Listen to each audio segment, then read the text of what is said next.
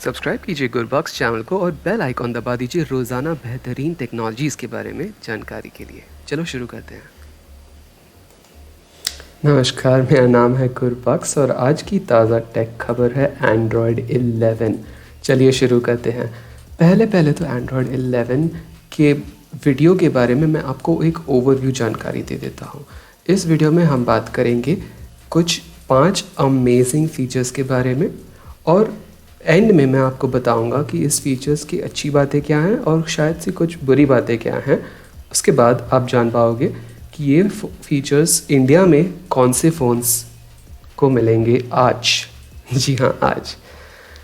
तो आप चाहें तो नीचे डिस्क्रिप्शन में दिए गए टाइम स्टैम्प्स यूज़ कर सकते हैं, चाहे तो मेरे साथ बने रहिए। आप शुरू करते हैं पहले फीचर के साथ। पहला फीचर है कॉन्वर्सेशन मेन्यू।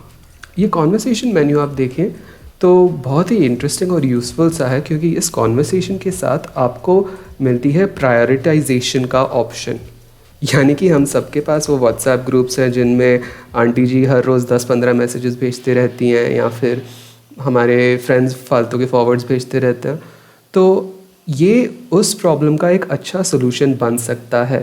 अगर आपकी कोई गर्लफ्रेंड या बॉयफ्रेंड हो, या अगर आप अपने मम्मी डैडी के मैसेजेस को जल्द रिस्पॉन्ड करना चाहो, उनको हाईलाइट करना चाहो, तो ये देख लीजिए आप ऐसे उन्हें प्रायोरिटाइज़ कर सकते हैं।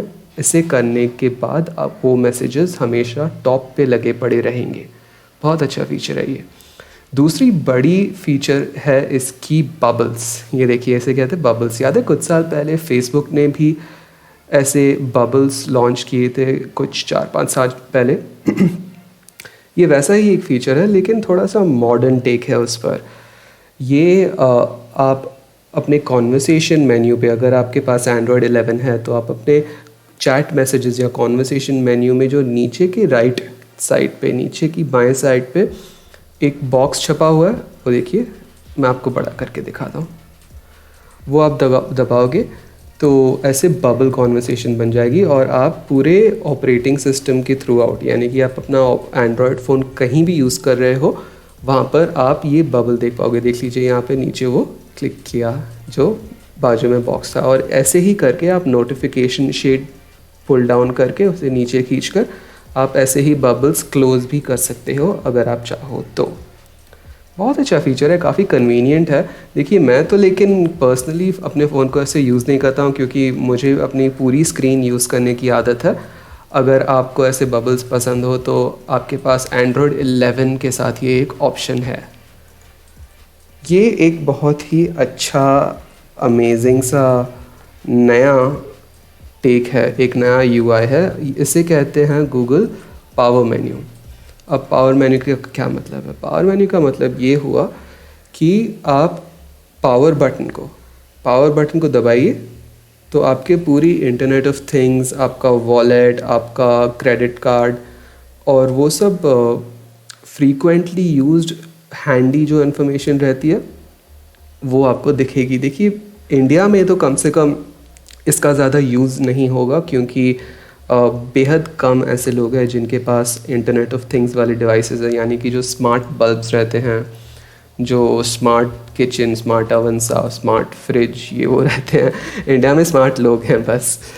तो फ़िलहाल तक तो इतनी कैच ऑन नहीं हुई है ये ट्रेंड, लेकिन ये एक अच्छा स्टेप है सही डायरेक्शन में। और दूसरी बात है पेमेंट इंटीग्रेशन। आप देख सकते हैं यहाँ पे बैंक ऑफ अमेरिका का कार्ड छपा हुआ है पावर मेन्यू में। तो ये NFC के ज़रिए पेमेंट्स भी एनेबल करते हैं इस पावर मेन्यू के थ्रू। इसकी अच्छी बातें भी हैं, बुरी बातें भी हैं। सबसे अच्छी बात है कि चलो एक और अच्छा मेन्यू आगा जहाँ पे आपके सारे क्विक टॉगल्स साथ में हैं। आप चाहे फ़ैन कम ज़्यादा कर सकते हैं, टीवी ऑन ऑफ कर सकते हैं अगर आपके फ़ैन और टीवी में वो फीचर्स हो तो। पर ये थोड़ा सा मुझे ऐसे लग रहा है कि जल्दबाजी में कर दिया गूगल ने। कुछ ऐसे सिस्टम मुझे नहीं लग रहा है इसका, कुछ इसकी ऑर्गेनाइजेशन नहीं लग रही। आप देख रहे हो ऐसे होम छपा हुआ है वहाँ पे, और नीचे पूरे किचन रूम भी अलग से, टीवी अलग से और लाइट्स अलग से। तो काफ़ी फ्रैगमेंटेड मुझे लग रहा है, मैं कहना चाहता हूँ, क्योंकि इसकी ऑर्गेनाइजेशन मुझे समझ में नहीं आई। दूसरी बात, मुझे नहीं पता कि इसे इतना ज़्यादा इम्पोर्टेंस भी देना चाहिए या नहीं। क्योंकि देखो अभी इंडिया में तो खास करके, ये एक इंडियन पर्सपेक्टिव से मैं कह रहा हूँ, इंडिया में तो खास करके ज़्यादातर लोग यूपीआई पेमेंट प्रेफर करते हैं या कुछ लोग पेटीएम पेमेंट प्रेफर करते हैं। तो उस हिसाब से कार्ड पेमेंट एनएफसी के ज़रिए इतना यूज़फुल नहीं होगी यहाँ के मार्केट में। पर देखते हैं गूगल क्या करता है, इसे ज़्यादा वक्त इस पर नहीं बिताएंगे और बढ़ते हैं अपने अगले फीचर की तरफ जो है मीडिया कंट्रोल्स। ये बहुत ही यूज़फुल है। मीडिया कंट्रोल्स आप देख सकते हैं यहाँ पर जो बॉक्स है नोटिफिकेशन शेड के नीचे, ये वाला जो बॉक्स है, इस बॉक्स को आप अलग अलग स्ट्रीमिंग सर्विसेज के साथ कनेक्ट कर सकते हैं। इनफैक्ट ये खुद ही हो जाएगा, आपको कुछ नहीं करने की ज़रूरत है। ये आपकी म्यूज़िक कंट्रोल करेगा और आपकी म्यूज़िक का आउटपुट डिवाइस भी कंट्रोल करेगा। इस जिफ में आप देख रहे हो कैसे ये पिक्सल बड्स और नेस्ट हब और आईफोन स्पीकर्स के बीच में टॉगल कर रहा है, तो वो सिलेक्ट कर रहा है कि भाई इस म्यूज़िक का आउटपुट कहाँ हो। और दूसरी बात है कि ये अलग अलग ऐप्स साथ में दिखाएगा। यानी कि आज अगर आप समझिए अमेज़ॉन प्राइम म्यूज़िक सुन रहे हैं, उसके साथ आप स्पॉटिफाई सुन रहे हैं और उसके साथ आपका नेटिव जो म्यूज़िक प्लेयर है उसके साथ भी कुछ चल रहा है और कुछ पॉज पे है या कोई पॉडकास्ट है जो पॉज पे है, तो एक दूसरे के नीचे आकर बहुत जगह खा लेता है आपके नोटिफिकेशन शेड में। लेकिन इससे वो नहीं होगा। इससे एक ही जगह पर आपकी पूरी मीडिया कंट्रोल वाली ऐप्स साथ में दिखेंगी, जो काफ़ी कन्वीनियंट है मेरे हिसाब से। एक अच्छा फीचर है एंड्रॉयड 11 का। एक और अच्छी बात है एंड्रॉयड 11 की, ये मुझे बहुत बहुत बहुत अच्छी लगी, इसके बारे में मैं दिल खोल के बात कर सकता हूँ। ये है लोकेशन प्राइवेसी सेटिंग्स का एक्सेस कंट्रोल। देखिए आज मोस्टली जो भी एंड्रॉयड फ़ोन्स हैं उनमें बेहद सारी डेटा, बेहद सारी सेंसिटिव इन्फॉर्मेशन है, इंक्लूडिंग आपकी लोकेशन। ये लोकेशन प्राइवेसी के हिसाब से इम्पॉर्टेंट है और दूसरी बात है कि ये बैटरी भी बहुत खाते रहती है पीछे बैकग्राउंड में।